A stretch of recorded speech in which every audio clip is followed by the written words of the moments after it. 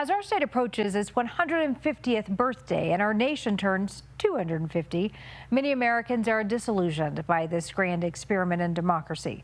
Trust in Congress is the lowest in decades, and the partisan divide deeper than ever. Many Americans feel bipartisanship is dead, but there are some glimmers of hope, as your political reporter Sean Boyd discovered. It's as though Republicans and Democrats can't even bear to breathe the same air as each other these days, let alone work together for the greater good. But two Colorado congressmen have found a way to transcend the divisions, distrust, and dysfunction. In a joint exclusive interview, Representatives Joe Neguse and Jeff Hurd talk about shared challenges, common goals, and a force of nature strategy. In January, a project providing clean water for thousands of rural Coloradans was in danger. President Trump had vetoed a bill to finish the Arkansas Valley Conduit, which runs through districts represented by Republicans Jeff Hurd and Lauren Boebert, not Democrat Joe Neguse. And yet, Neguse, who is Assistant Minority Leader, took to the floor and asked Democrats to help Hurd and Boebert override the veto. Now, I'm speaking to my Democratic colleagues to be clear that it is important in this moment for members to support this override.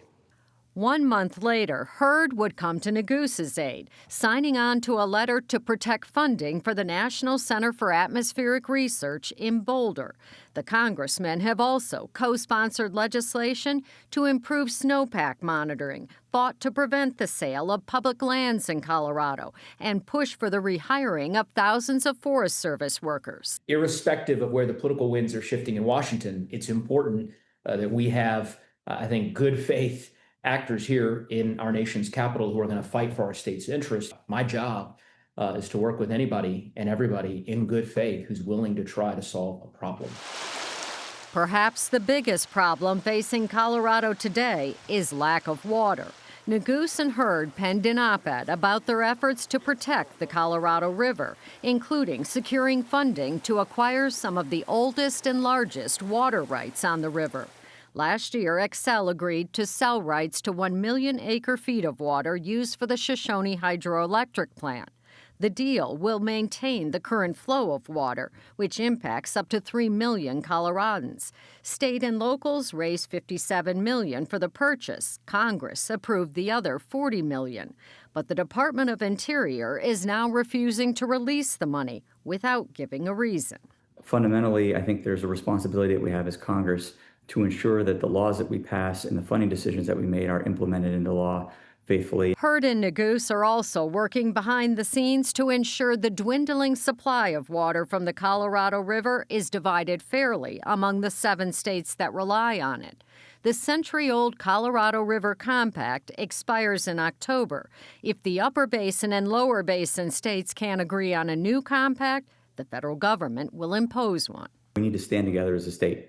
If we do not stand together as Republicans, as Democrats, we do not stand together as Western Slopers and Front Rangers, we are going to lose this battle. At a time of gridlock so crippling, Congress can't even manage its core function to fund the government.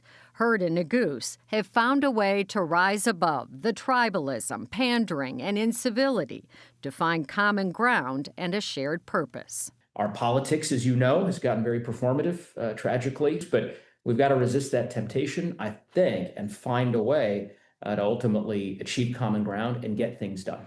Hurd says the way to do that is to be like water.